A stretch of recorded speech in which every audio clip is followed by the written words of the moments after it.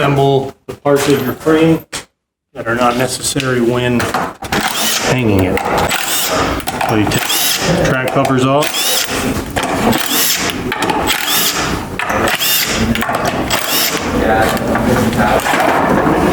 Take your floor brackets off and your floor guide.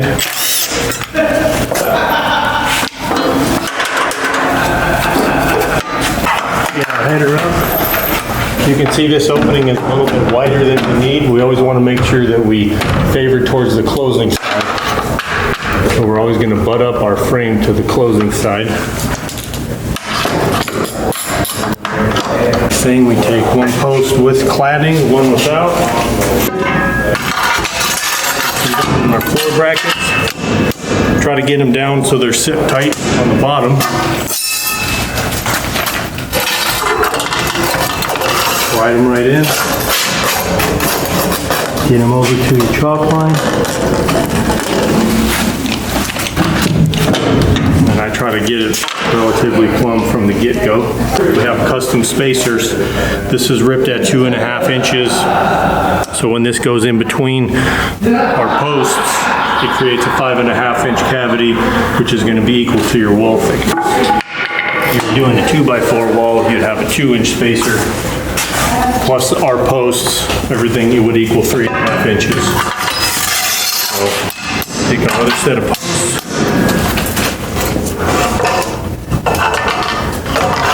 In there.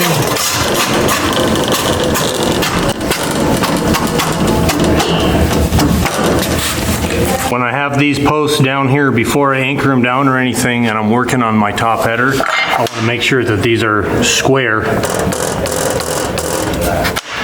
so that when I'm doing my connection points at top and screwing everything together, I don't have to move these a whole lot and put pressure on any of the things that I screw together up top.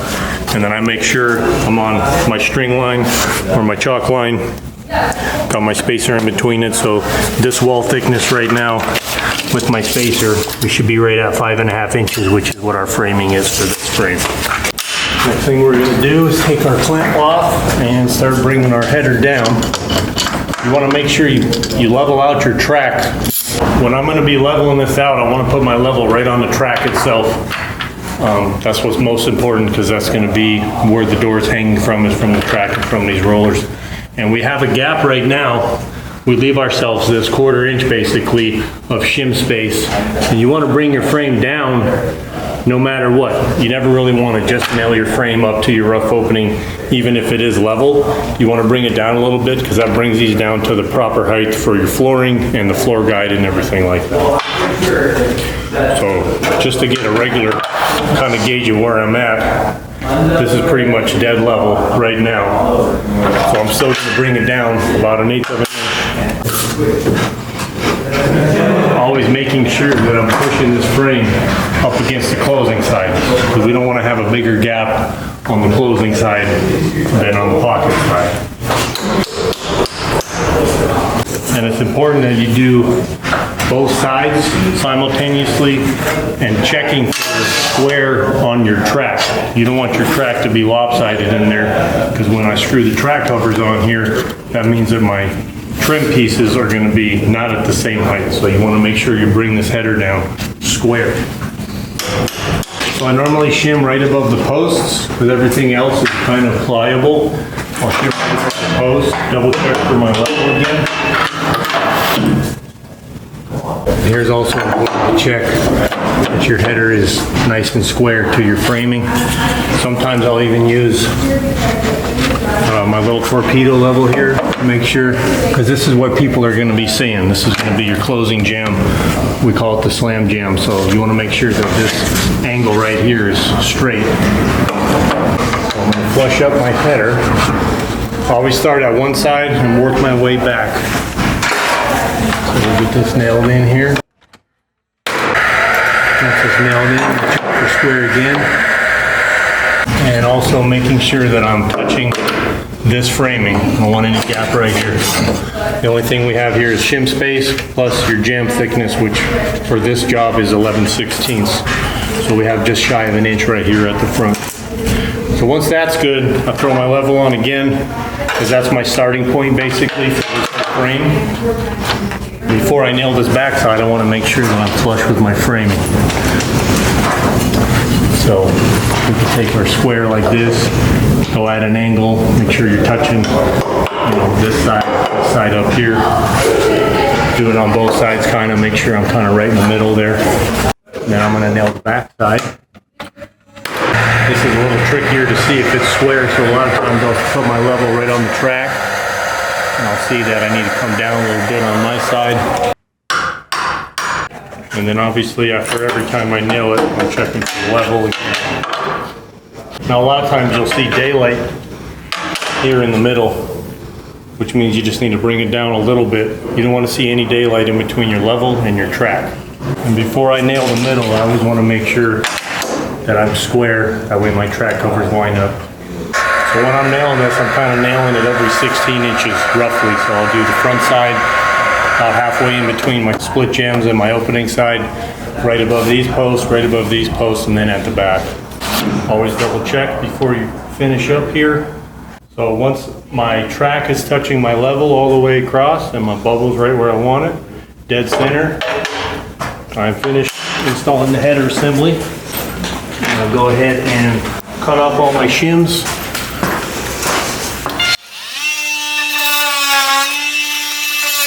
Next thing is going to be track covers.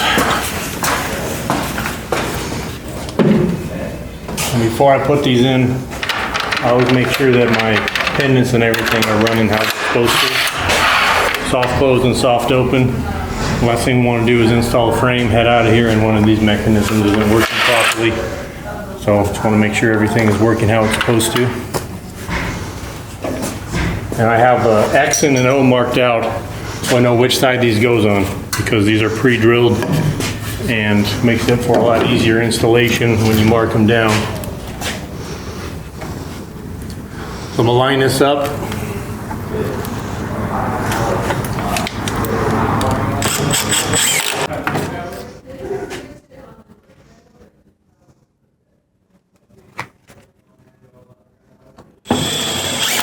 Now we have toe screws here. Well, I want to make sure my posts are even with these track covers before I screw those in.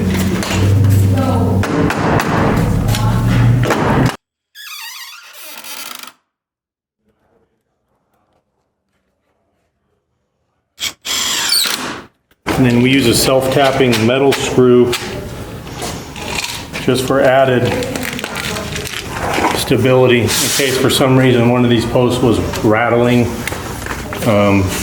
We screw the posts to the post brackets. My top is done. Put my track protector in. The drywall, paint, dust, everything. If anything gets inside of this track, you're going to hear it on the rollers.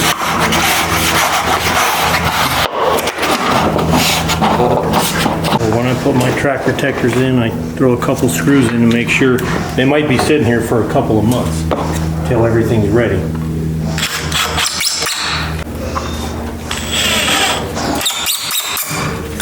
So now that I'm done with the top, I'm going to secure my bottom posts to bottom post brackets.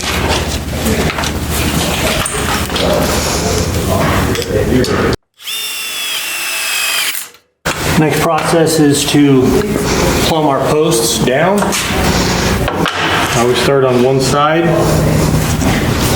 Once I'm right where I want it, then I make sure I'm on my chalk line. Once I feel confident in that, I always check again before I go down.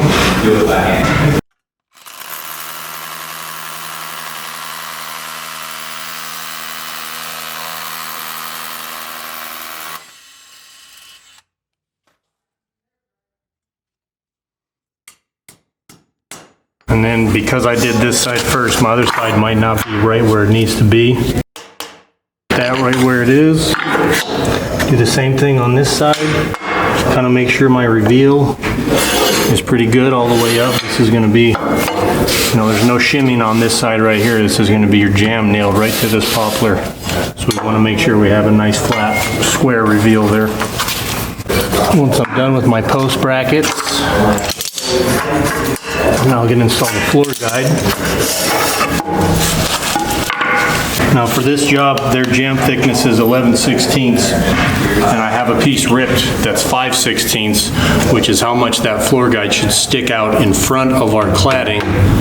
So when they install their trim, it's going to cover up the floor guide, and the back of the door is always going to be in this floor guide, so it's never going to come out. So I take my spacer, myself a line. In my spacer, I have a notch cut dead center.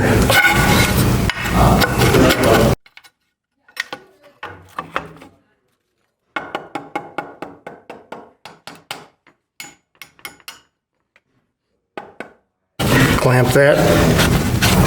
Always give it a couple hits on the top to make sure it's down flat, and then I'm going to double check by using this.